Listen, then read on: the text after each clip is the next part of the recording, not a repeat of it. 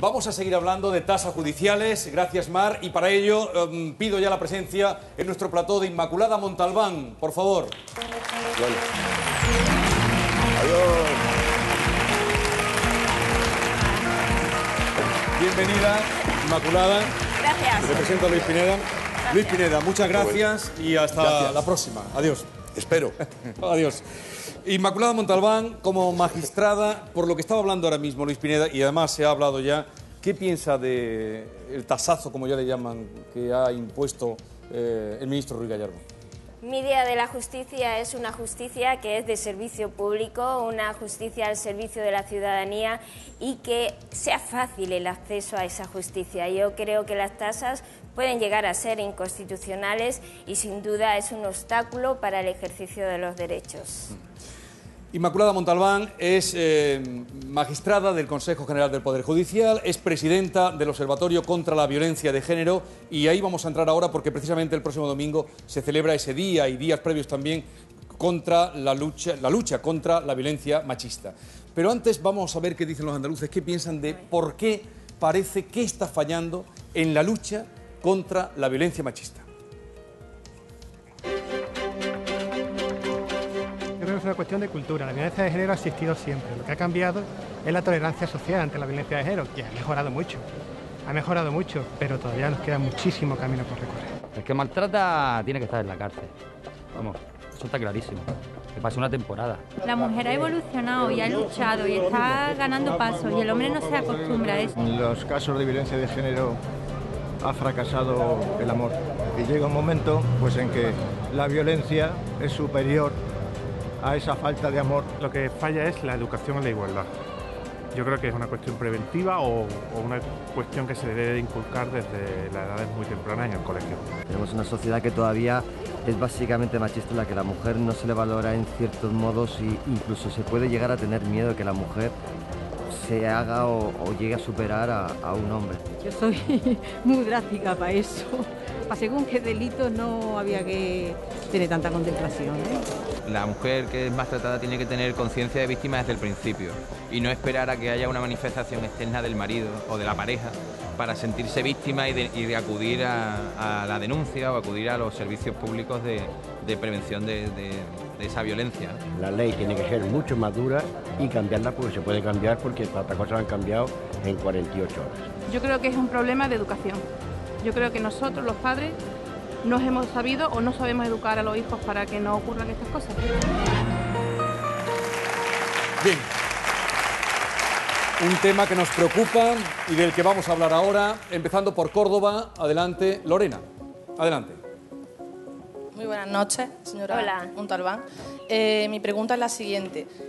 Muchos de los casos, bueno, la mayoría de los casos de mujeres que han muerto en manos de sus parejas venían denunciando en repetidas ocasiones estos malos tratos. ¿Qué está ocurriendo en el sistema judicial para que a una persona, en este caso, bueno, la mayoría han sido hombres, que han sido denunciados por violencia de género, malos tratos, sigan en la calle y además lleguen a matar? Pues nuestros estudios nos dicen que de 10 mujeres que pierden la vida, solo 3 han denunciado.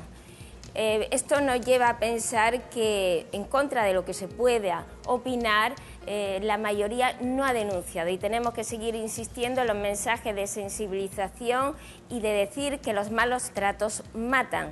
Los malos tratos matan, no se pueden banalizar. Por eso es muy importante seguir en esa línea y, por otro lado, estudiar, y estudiamos aquellos casos donde ha habido denuncia. Esos casos nos duelen uno a uno, lo examinamos a ver qué ha ocurrido, porque puede que haya fallado algo y si ha fallado algo intentar evitarlo. Y ¿sabe qué? Una de las cuestiones que más nos llama la atención es que cuando las mujeres presentan sus primeras denuncias, aparentemente por personas no expertas se podría entender que son hechos nimios, que son hechos banales, como empujones, como humillaciones, y esto nos lleva a concluir que no hay amenazas o coacciones leves en el ámbito de la pareja. Cualquier amenaza, coacción o cualquier maltrato hay que tenerlo como grave. Cuando una mujer denuncia está dando una señal de alarma. Por lo tanto, estudiamos estos casos, pero vuelvo a insistir, lamentablemente son muchas las que no han denunciado y tenemos que llegar hasta ellas.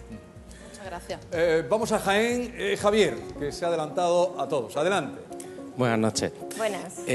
Siempre que se habla de la violencia de género, en los casos en los que hay víctimas, pero es cierto que existen multitud de comportamientos en la vida cotidiana que perpetúan que siga existiendo una situación en la que prevalece el poder y los privilegios del hombre frente a la mujer, ¿no?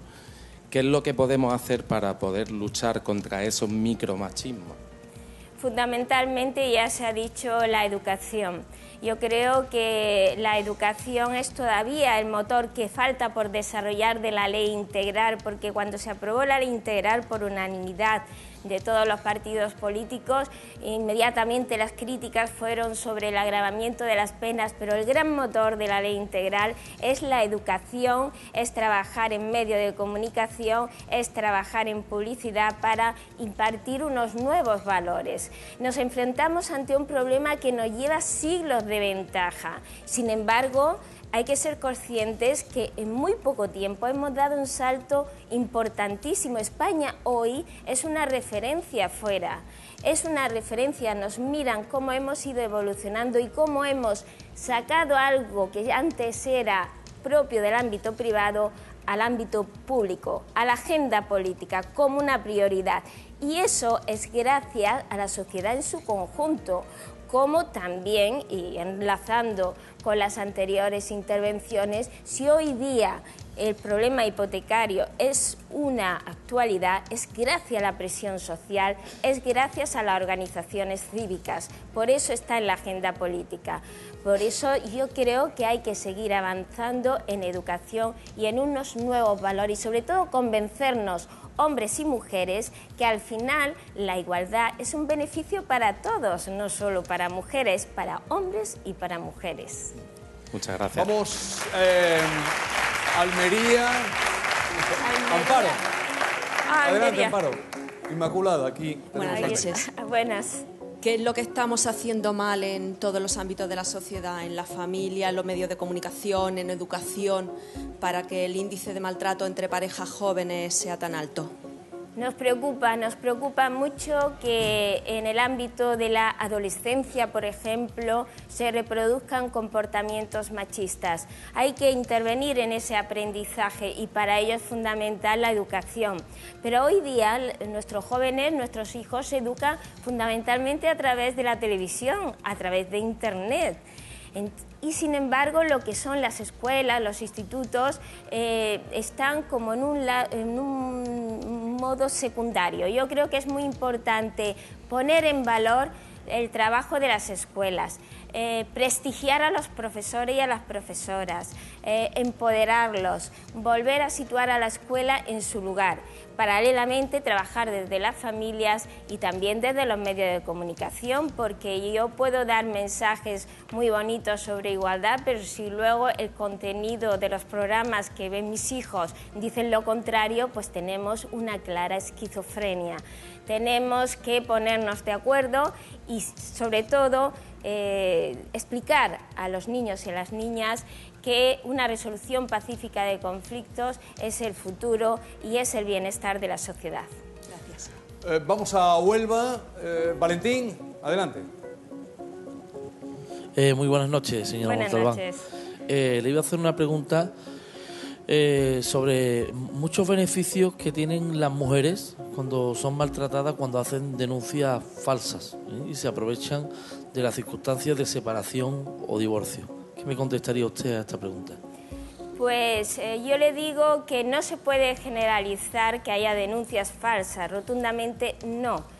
Nosotros tenemos datos porque tuvimos que buscarlos.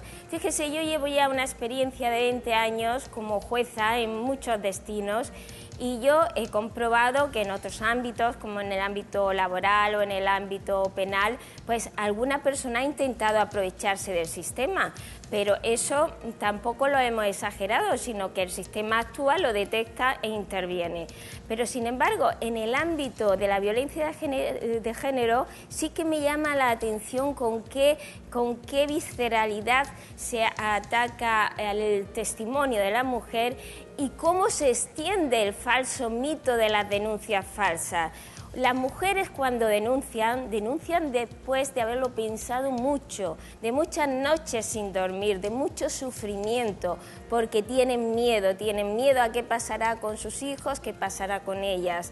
Cuando denuncian y acuden a los juzgados e intentan romper muchos vínculos muy lejanos. Y si la ley lo que hace no es dar beneficio, es dar la posibilidad de romper la ligazón que tiene con el agresor. Por eso, vuelvo a insistir, es un falso mito el que las denuncias sean falsas. Si las hay, el sistema las detecta y actúa. Muchas gracias. Gracias. Señora magistrada, ahora que hablaba usted de su experiencia como jueza, ¿alguna vez le ha temblado el pulso cuando ha tenido que dictar una sentencia contra un maltratador? Pues ninguna vez me ha temblado el pulso, porque al dictar una sentencia yo explico por qué al final adopto una decisión, y si mi razonamiento es coherente y se puede entender, me quedo tranquila. Málaga. Alejandro, adelante. Buenas noches. Buenas noches. Hablaba usted de miedo como el principal factor desencadenante de que la mujer se lo piense muy mucho a la hora de presentar la denuncia. Yo quería preguntarle si el aumento de las tasas judiciales se suma como obstáculo a ese miedo a la hora de que se puedan reducir estas denuncias todavía más. En mi opinión, sí, porque ya advertimos, y en mi calidad de presidenta del observatorio envié una comunicación a los grupos parlamentarios señalando que si bien cuando una mujer va al juzgado a presentar una denuncia por un hecho violento no hay tasa, pero en el momento en que vaya a presentar la demanda de separación o divorcio ya le van a cobrar 300 euros, y si luego recurre le va a costar un mínimo de 800 euros más. Evidentemente esto es un freno en nuestra lucha contra la violencia de género, porque una mujer que inicia el proceso de desvincularse con el agresor, entre su futuro está el proceso de separación y divorcio. Por lo tanto, evidentemente las tasas serán un obstáculo en nuestro trabajo para erradicar la violencia. ¿Y se está planteando algún tipo de ayuda o de subvención a estas mujeres desde el observatorio, desde cualquier otro tipo de foro a este respecto? Nosotros pensamos que la ley tendrá que revisarse, porque evidentemente es un claro obstáculo y nosotros lo estamos pidiendo en los foros públicos en este sentido. Ayudas públicas están en las ayudas económicas que prevé la ley integral, pero es para, por ejemplo, posibilitar que la mujer durante un tiempo pueda alquilarse una casa para iniciar una nueva vida, pero no otro tipo de ayudas. Por lo tanto, es un tema muy grave y yo espero que se modifique prontamente. Pues muchas gracias. Vamos a Huelva.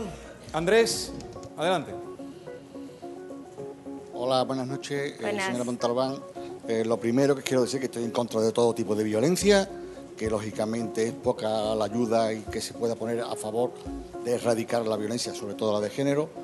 Pero bueno, existen casos de hombres que son maltratados, sobre todo psicológicamente, principalmente después de una separación, de un divorcio, por causa del síndrome de alienación parental, desahucio encubierto porque abandonan su hogar y se quedan sin casa. Mi pregunta es la siguiente: ¿dónde acuden esos hombres a pedir ayuda? ¿A qué organismo? ¿A qué instituto? Porque deben de tener ayuda también. Si un hombre sufre violencia psicológica, que acuda al juzgado a presentar la denuncia correspondiente. En eso tendrá toda la cobertura, lo mismo que las mujeres, tendrá su denuncia, tendrá la investigación, tendrá el juicio y tendrá la sentencia. Pero yo sí que ha mencionado usted algo que quiero dejar un poco mi opinión, el llamado síndrome de alienación parental, que es una cosa un poco extraña, ¿no? Pero bueno, para entendernos es algo así como volver a acusar a las mujeres de maliciosas porque manipulan a los hijos en contra del padre. Tenemos que saber que ese síndrome no ha sido reconocido por la Asociación de Estados Unidos de Psicólogos, que no está reconocido en el DSM, y hay que tener mucho cuidado con esto. Pero en cualquier caso, cuando hablamos de una ley integral, es una ley integral que atiende a que mayoritariamente son las mujeres las que sufren la violencia, son las mujeres las que están muriendo, y entonces intenta ofrecer medios para que salgan de ese círculo de la violencia. Pero vuelvo a insistir, el motor es la educación, el motor es la ayuda a través de todos los sectores sociales y también la tutela institucional. Contamos con órganos especializados en violencia de género y afortunadamente hoy ha cambiado totalmente el panorama respecto de, por ejemplo, cuando yo empecé en Almería como jueza. Pues entonces no teníamos los recursos que ahora hay. Ahora las mujeres reciben su respuesta respecto a las órdenes de protección en 72 horas, no hay impunidad, los malos tratos, amenazas y coacciones se sancionan en torno al 80%, y esto es un cambio muy importante que se ha producido gracias a que hoy día no hay tolerancia sobre la violencia de género. Gracias. ¿Atendido? Gracias. Y desde que están los recortes han afectado desde el observatorio que usted preside, ¿han notado que haya aumentado el maltrato, los malos tratos? En general, la crisis económica siempre afecta a lo que es el índice de violencia, porque no olvidemos que la dependencia económica que puede haber entre víctima y agresor se agrava y en ocasiones pues se eleva de intensidad. Sí que se ha notado recortes asistenciales, por ejemplo, en casas de acogida, en reducción de horarios por parte de equipos psicosociales, y lo que esperamos es que no siga más allá porque está en juego la vida de las mujeres. Por lo tanto, tenemos que seguir en el camino de apoyar, porque las mujeres sin una red social y asistencial no podrán finalmente salir del maltrato.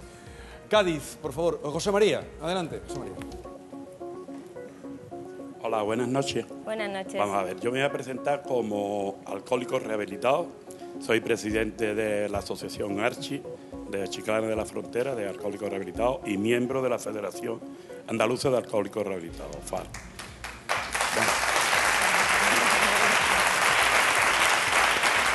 Sí.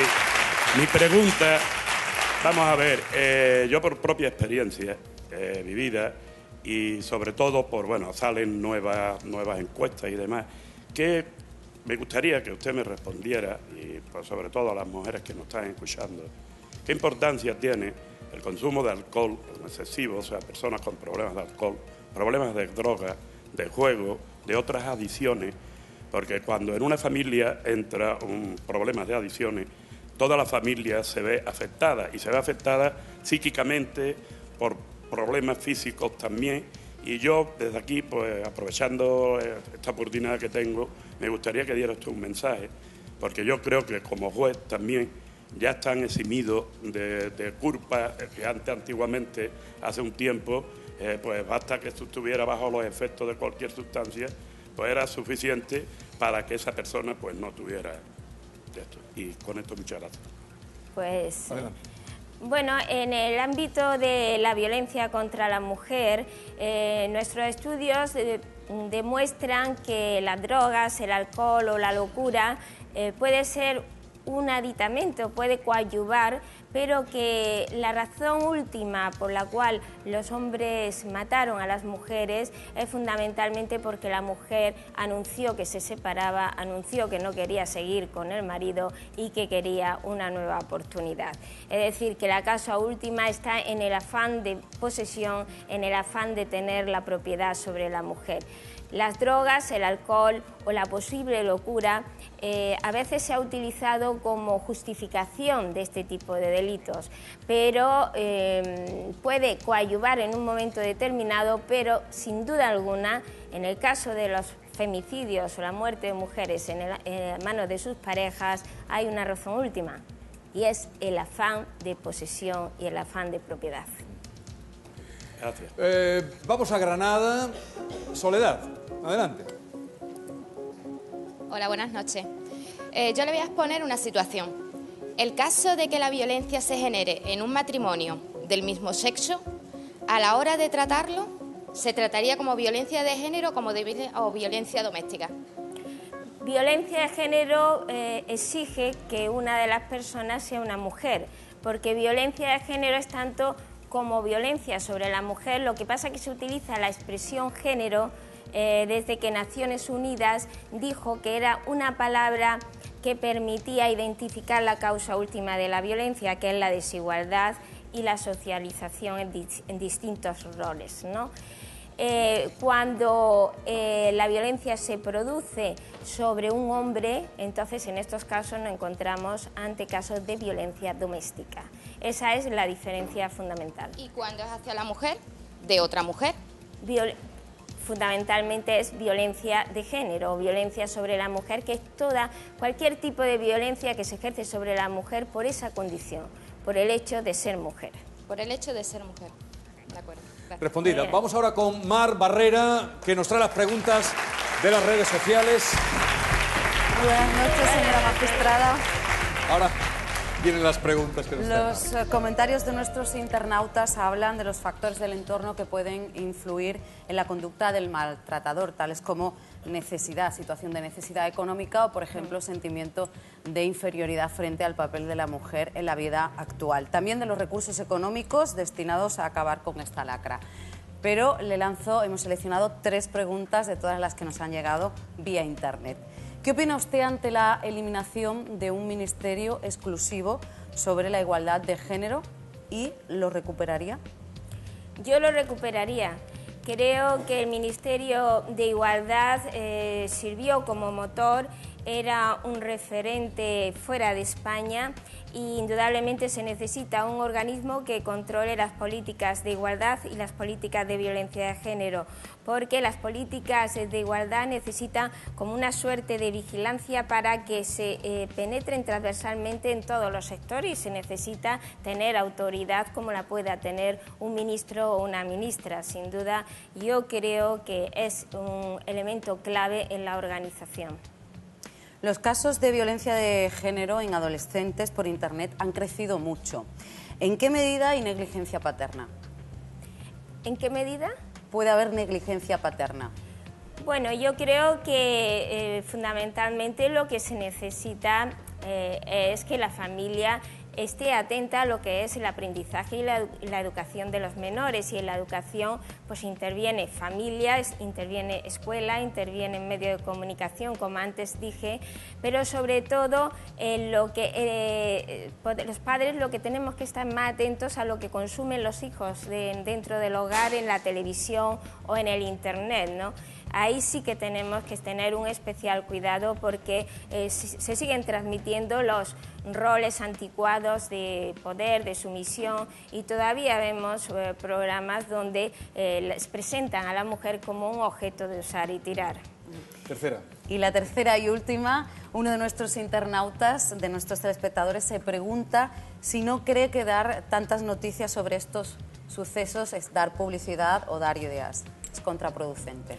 No es contraproducente. Yo creo que España dio un salto muy importante al poner visible y sobre la agenda el problema de violencia sobre las mujeres. Cuando a mí me preguntan de otros países, ¿pero qué ocurre en España? Es que hay muchas muertes de mujeres. Digo, no, es que nosotros sabemos cuántas mujeres mueren. Y hay muchos países que no lo saben. Hay muchos países que todavía tienen este problema oculto, todavía lo tienen dentro de las paredes del hogar. Nosotros hemos hecho ese esfuerzo de sacarlo, ponerlo sobre la agenda política, y eso es bueno. No podemos invisibilizarlo, tenemos que conocerlo y explicar sus causas, evitando el morbo, evitando justificaciones y sobre todo haciendo como hacemos, trabajando duro para intentar erradicarlo y que las generaciones futuras vivan en igualdad.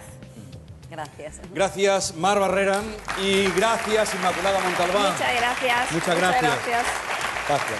Y esperemos que la fecha del 25, el próximo domingo, pues sirva también para que reflexionemos sobre esto.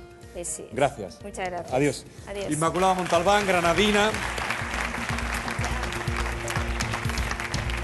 Gracias a todos los telespectadores o seguidores que tenemos por internet, los que nos ven desde su casa. Gracias a todos vosotros, querido público. Almería, Cádiz, Córdoba, Granada, Huelva, Jaén, Málaga y Sevilla. Gracias. Vienen cada jueves aquí. Os anuncio para que vayáis preparando ya las preguntas así como las que habéis hecho hoy, directas, cañeras, contundentes y que se entiendan. La próxima semana tendremos a la consejera de Salud y Bienestar Social de la Junta de Andalucía, María Jesús Montero. Estará aquí. Y también estará con nosotros José Antonio Martín Pallín, que es magistrado del Tribunal Supremo. ¿Bien? Vale.